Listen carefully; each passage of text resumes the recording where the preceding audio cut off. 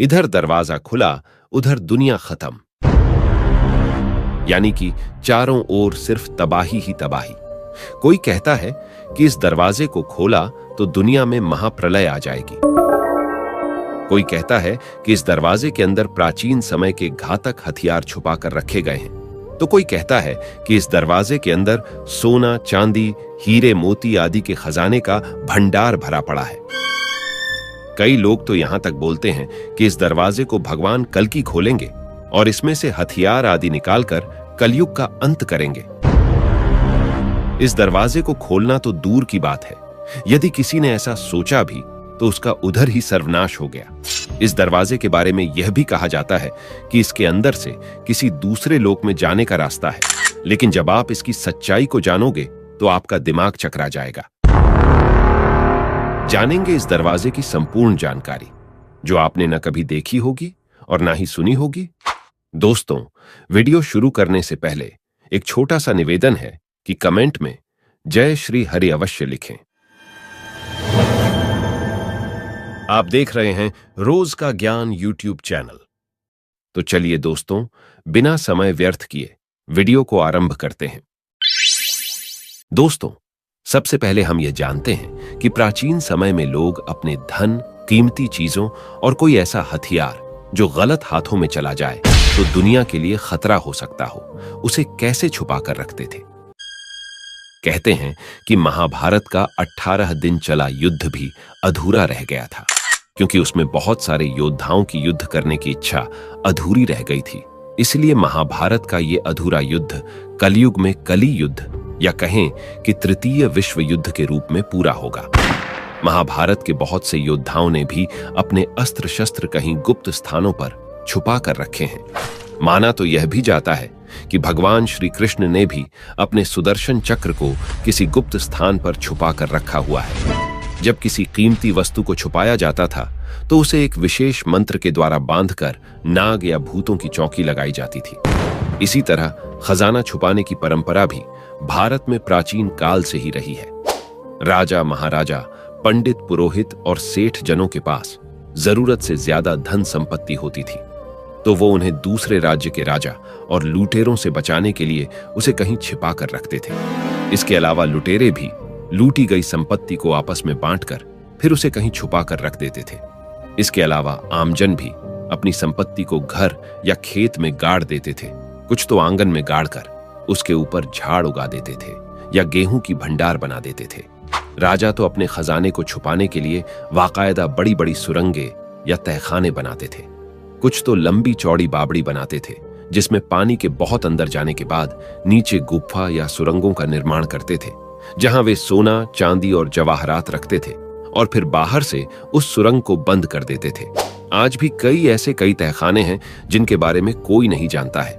एक बावड़ी से दूर 20-25 किलोमीटर पर दूसरी बावड़ी होती थी, जो पहली से सुरंग के माध्यम से जुड़ी रहती थी। यह खजाना छिपाने और दूसरे राजाओं के आक्रमण के बाद भागने के काम भी आती थी। हिंदू समाज के बंजारा समुदाय को खाना वधोस मानवों का समुदाय कहा जाता है, जो एक ही स्थान पर बसकर जीवन यापन करने के बजाय एक से दूसरे स्थान पर निरंतर भ्रमणशील रहते थे। इस समाज को दुनिया के बहुत से रहस्यों का पता है। बंजारा समुदाय के लोगों और आदिवासियों के पास भी बहुत मात्रा में सोना, चांदी और जवाहरात होते थे। वे उसकी सुरक्षा के लिए अपने डेरे से कहीं दूर जमीन में गाड़ देते थे और उस स्थान पर अपनी कोई निशानी बना देते थे, या कुछ लोग उक्त स्थान पर किसी देवता की स्थापना कर देते थे या पीपल या बड़ा पेड़ लगा देते थे। पहले उनकी महिलाओं को सोने से लदी हुई देखा जा सकता था, लेकिन अब नहीं। कहते हैं कि बंजारा या आदिवासी समाज अपने धन को जमीन में गाड़ने के बाद उस जमीन के आसपास तंत्र मंत्र द्वारा नाग की चौकी या भूत की चौकी बिठा देते थे, जिससे कि कोई भी गुप्त धन को खोदकर प्राप्त नहीं कर पाता था, और जिस किसी को उनके खजाने का पता चल जाता था वह उसे चोरी करने का प्रयास करता तो उसका सामना नाग या भूत से होता था। कहते हैं कि पिंडारियों के पास भी अथाह सोना था, जो उन्होंने व्यापारियों से लूटा था। भारतीय इतिहास की बीती 2 सदियां लुटेरे, पिंडारी या ठगों की करतूतों से रंगी हुई हैं। पिंडारियों का एक बड़ा वर्ग लूटपाट और ठगी करने लगा था। ये ठग पीढ़ी दर पीढ़ी व्यापारियों और यात्रियों के काफिलों को लूटते रहे। मुखबिरों के जरिए लुटेरों और ठगों को इनके लौटने की राह, ठिकाना और माल की खबर लग जाती थी। लूटे हुए सोना चांदी को यह लोग खेत में सुनसान जगहों पर या किसी मंदिर के पास गाड़ देते थे। वे गिन्नियां, कपड़े और खाने पीने का सामान खुद अपने पास रखते थे। करीब 2-3 सदी पहले तक ठगों का इतना आतंक था कि अंग्रेजों को उनके खात्मे के लिए अलग से दस्ता तैनात करना पड़ा था, जिसका नेतृत्व एक आला अंग्रेज ऑफिसर विलियम सिलीमैन करते थे। इतिहास में सिलीमैन का नाम इसलिए हमेशा याद रखा जाएगा क्योंकि उन्होंने समूचे मध्य उत्तर भारत को इन लुटेरों और ठगों के जाल से मुक्ति दिलाई थी। 17वीं सदी के उत्तरार्ध से लेकर 18वीं सदी तक इनका आतंक रहा। खासकर वॉरेन हेस्टिंग को इनका अंत करने का श्रेय जाता है। अब यहां सवाल यह उठता है कि प्राचीन काल में इतना सोना कहां से आया, जबकि प्राचीन काल में खनन किए जाने का कोई उल्लेख नहीं मिलता है। कहते हैं कि भगवान शंकर ने सोने की लंका बनवाई थी, फिर उस लंका के विध्वंस के बाद उसका सोना भगवान श्री राम ने देश भर में उठा दिया था। प्राचीन काल के लोगों के शरीर पर 3-4 किलो सोना लदा होना सामान्य बात थी। स्वर्ण मुद्राएं चलती थीं और लोग सोने का मुकुट पहनते थे। मंदिरों में टनों सोना रखा रहता था। सोने के रथ बनाए जाते थे और प्राचीन राजा महाराजा स्वर्ण आभूषणों से लदे रहते थे। आज भी अफ्रीका के जंगलों में लोग सोने और खजानों की खोज में जाते हैं। आज भी धरती के विभिन्न इलाकों में बेशुमार धन और दौलत दबी पड़ी है, जिसे ढूंढने के लिए लोग नामालूम क्या क्या उपाय करते रहते हैं। रातों रात करोड़पति बनने के लिए कुछ लोग इसी रास्तों को अपनाते हैं। ऐसे भी किस्से देखे सुने हैं कि किसी ने पुराना मकान खरीदा और उसे बनवाना शुरू किया। भाग्य कहें या परिश्रम, वह अपने व्यवसाय में अमीर हो गया तो कुछ लोगों ने यह कहना शुरू कर दिया कि खुदाई में उनको खजाना मिला होगा। ऐसे भी किस्से सुनने को मिले हैं कि लोगों को उनके घरों में सोने या चांदी का घड़ा मिला जिसमें गिन्नियां थीं। रहस्यों से भरा ऐसा ही तहखाना पद्मनाभ स्वामी मंदिर के अंदर उपस्थित है। केरल का श्री पद्मनाभ स्वामी मंदिर देश के सबसे अधिक संपत्ति वाले मंदिरों में से एक है, लेकिन सिर्फ संपत्ति की वजह से नहीं बल्कि अपनी रहस्यमय होने की वजह से भी ये मंदिर चर्चा में रहता है। माना जाता है कि यहाँ के गुप्त तहखानों में इतना खजाना छुपा हुआ है कि जिसका कोई अंदाजा भी नहीं लगा सकता। ऐसे ही 6 तहखानों के 6 दरवाजे खोले जा चुके हैं, लेकिन 7वां दरवाजा अभी भी बंद है। यह मंदिर कब बना, इस पर कोई पक्का प्रमाण नहीं मिलता। इतिहासकार डॉक्टर रावी वर्मा के अनुसार मंदिर लगभग 5000 साल पुराना है, जब मानव सभ्यता कलयुग में पहुंची थी। वैसे मंदिर की इमारत के लिहाज से देखें तो माना जाता है कि केरल के तिरुवनंतपुरम में बने। पद्मनाभ स्वामी मंदिर की स्थापना 16वीं सदी में त्रावणकोर के राजाओं ने की थी। इसके बाद से ही यहाँ के राजा इस मंदिर को मानते रहे। साल 1750 में मार्तंड वर्मा ने खुद को पद्मनाभ दास घोषित कर दिया। इसके साथ ही पूरा का पूरा राजघराना मंदिर की सेवा में जुट गया। अब भी शाही घराने के अधीन एक प्राइवेट ट्रस्ट मंदिर की देख-रेख कर रहा है। भगवान विष्णु को समर्पित इस मंदिर के बारे में कहा जाता है कि राजाओं ने यहाँ अथाह संपत्ति छुपाकर रखी थी ताकि कोई जरूरत पड़ने पर काम आ जाए।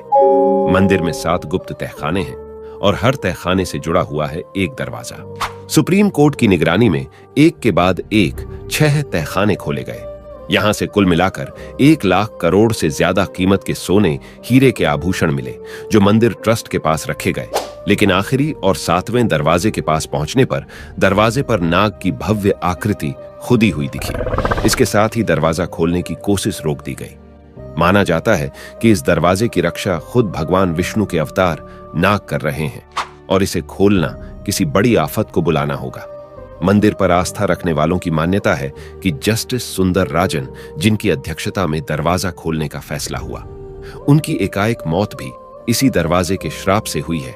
इतिहासकार और सैलानी एमिली हैश ने अपनी किताब Travancore a guide book for visitor में इस दरवाजे से जुड़ा संस्करण लिखा है, जो लिखती हैं कि साल 1931 में इस दरवाजे को खोलने की कोशिश की जा रही थी तो हजारों नागों ने मंदिर के तहखाने को घेर लिया। इसके पहले साल 1908 में भी ऐसा हो चुका था। इसके बाद ये सवाल भी उठेंगे कि जमीन के भीतर क्या ये रक्षक सांप सदियों से रह रहे हैं, जो एकाएक सक्रिय होते हैं, या कोई गुप्त जगह है जहां ये सांप रहते हैं। ये 7वां दरवाजा लकड़ी का बना हुआ है। इसे खोलने या बंद करने के लिए कोई सांकल, नट वोल्ट, जंजीर या ताला नहीं है। ये दरवाजा कैसे बंद है, ये वैज्ञानिकों के लिए आज भी एक रहस्य बना हुआ है। माना जाता है कि सदियों पहले इसे कुछ खास मंत्रों के उच्चारण से बंद किया गया था और अब कोई भी इसे नहीं खोल सकता।